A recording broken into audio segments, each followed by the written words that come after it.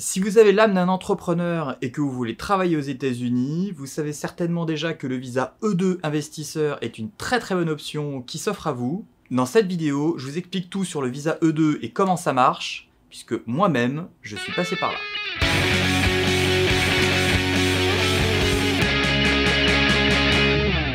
Warketo Warketeuse, bonjour, bienvenue sur cette chaîne où on parle de marketing, de business et d'entrepreneuriat. Je suis Olivier, entrepreneur à Los Angeles, et aujourd'hui, je m'adresse à ceux qui ont une âme d'entrepreneur, qui ont une âme d'aventurier et qui veulent travailler aux États-Unis.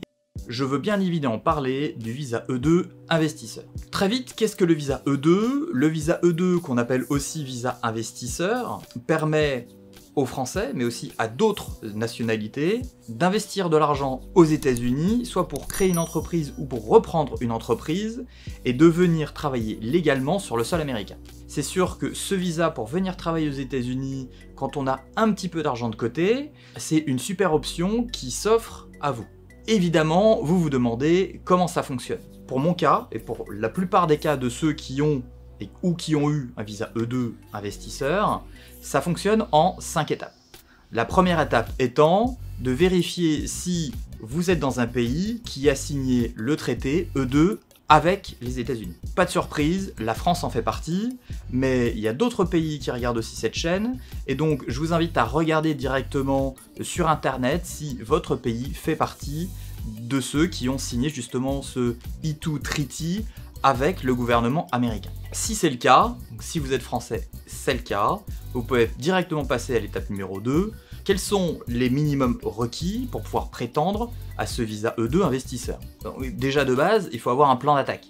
Le plan d'attaque, c'est soit créer une entreprise, soit reprendre une entreprise qui a déjà une activité économique sur le sol américain. Parce que entre créer une entreprise ou reprendre une entreprise, c'est définitivement pas le même délire. Donc si vous savez déjà ce que vous voulez faire, il faut savoir qu'il faut quand même que ça reste dans votre spécialité. Dans votre spécialité, j'entends, si vous avez fait toute votre vie du marketing, il vaut mieux avoir une entreprise qui a un rapport direct avec le marketing, la communication ou la vente. Moi, par exemple, j'ai fait pendant 20 ans du marketing, j'ai monté mon agence de digital marketing. Si j'avais essayé de monter une école de danse à la place, ou alors de me lancer dans quelque chose de culinaire, qui n'a aucun rapport avec mes spécialités, pas sûr que ça le fasse. Et donc à ce stade-là, vous n'avez pas forcément besoin d'un business plan très défini, très clair. En revanche, il faut quand même savoir ce que cette entreprise elle va faire, quel est le potentiel chiffre d'affaires que ça peut générer tous les mois, les coûts que ça va engendrer tous les mois aussi, et essayer de voir la balance. Est-ce que potentiellement, est-ce que c'est dans le positif, est-ce que c'est dans le négatif ? Parce que ce qui est super important, c'est que cette entreprise ne soit pas un business marginal aux yeux du gouvernement américain. Qu'est-ce que c'est qu'un business marginal ? C'est un business qui ne fait pas assez de bénéfices pour pouvoir faire vivre la personne qui va travailler en E2 avec justement cette activité. Et en plus, si vous venez avec votre famille, il faut que ça vous fasse vivre vous, mais aussi votre famille. Le but ultime étant de générer des emplois aux États-Unis, et surtout de générer des emplois auprès des Américains. On va dire que c'est un petit peu un commun accord entre la France et les États-Unis, en disant « vous, investisseurs français, on vous accueille aux États-Unis, mais la contrepartie, c'est que vous investissiez de l'argent, et que cet argent, et donc l'activité que vous allez créer sur le sol américain, ça crée des jobs aux États-Unis pour les Américains. » Il faut que ce soit un business rentable. Si dans vos calculs, votre entreprise que vous avez dans la tête, vous voyez que c'est ric-rac ou que ça passe pas, il va falloir revoir votre copie et penser à un plan B. Et puis il faut pas oublier une chose non plus, pour les petits malins qui se disent j'ai un petit peu d'argent de côté mais j'ai pas envie de me la secouer sévère, donc je vais juste investir de l'argent, genre par exemple investir dans l'immobilier ou devenir trader ou ce genre de choses, ça oubliez. Il faut que votre investissement soit actif, mais en plus il faut que vous ayez, vous, à titre personnel, un rôle important dans cette entreprise. Que ce soit CEO, que ce soit peut-être CMO, il ne faut pas que vous soyez juste un investisseur passif. Vous devez absolument avoir un rôle actif dans cette entreprise parce que ça fait partie des requirements, ça fait partie des minimums requis pour l'obtention du E2. Et si vous pensez atteindre ces minimums requis dans votre projet, donc de création ou de reprise d'entreprise aux États-Unis, dans ces cas-là, vous pouvez passer à l'étape suivante, L'étape suivante étant, quel est le budget minimum à investir pour avoir mon visa E2? Et là, pour le coup, la réponse, elle n'est pas aussi claire, ça dépend des cas. En fait, déjà, ça dépend du pays dans lequel vous êtes. Les minimums de budget sont pas les mêmes en France qu'en Espagne, qu'en Angleterre, par exemple. Donc ça, déjà, il faut se renseigner un minimum, en règle générale, auprès d'un avocat d'immigration. Mais ça dépend surtout du type de business que vous allez créer ou que vous allez reprendre. Et puis, de où aux États-Unis ça va se passer. Parce que reprendre, par exemple, un restaurant à San Francisco ou reprendre un restaurant à Dallas, ça va pas demander les mêmes investissements.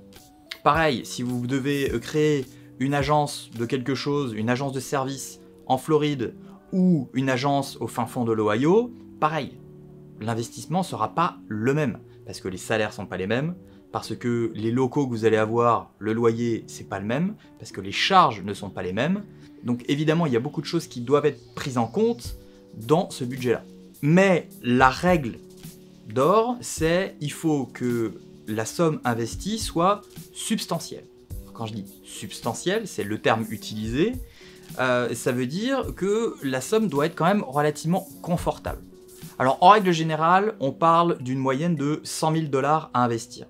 Sachant que ces 100 000 $, c'est pas forcément de l'argent que vous devez investir dans son intégralité, c'est de l'argent que vous devez avoir à titre personnel, donc ça doit être de l'argent qui est propre, c'est pas de l'argent qui est emprunté à quelqu'un, un prêt de banque ou quoi que ce soit, il faut que ce soit votre argent et que vous puissiez le prouver. Et donc cet investissement en général de 100 000 $ doit être sur votre compte, mais c'est pas l'intégralité de cet argent que vous devez investir. Il faut investir une bonne partie de cet argent, ça c'est sûr. Et donc pour ceux qui se disent « je vais créer une agence de digital marketing par exemple, je vais travailler de chez moi, je vais acheter juste un laptop, un ordinateur, une suite Photoshop, quelques outils, en gros pour 5000 balles, je vais pouvoir m'en sortir, et puis je vais garder le reste sur mon compte en banque bien au chaud et je vais avoir mon E2 », c'est pas du tout le cas, mais pas du tout. Il faut investir un minimum. Et donc le but, c'est d'investir dans votre business pour qu'il soit rentable. Il faut montrer votre motivation à investir cet argent pour faire en sorte que vous voulez faire fonctionner cette entreprise avec votre propre argent. Et donc, il faut cette notion de mettre votre capital à risque pour avoir votre visa E2. Il faut investir, en règle générale, à peu près la moitié de cette somme, peut-être un petit peu moins, peut-être un petit peu plus. Évidemment, encore une fois, ça dépend de votre activité, de type de business que vous allez créer. Mais, en règle générale, en dessous de 30 ou 40 000 balles investies, c'est pas vraiment une somme substantielle. Il y a certains types de business qui coûtent excessivement cher à monter ou à reprendre, et quelquefois, on parle de 3, 4, 500 000 $. Donc là, pour le coup, la somme substantielle à investir, il n'y a même pas débat. Mais si c'est une société de service et que les investissements sont quand même minimaux, ça risque de ne pas passer. Et donc réfléchissez bien à comment investir intelligemment cet argent, parce que de toute façon, vous serez obligé de le dépenser, ou en tout cas en bonne partie.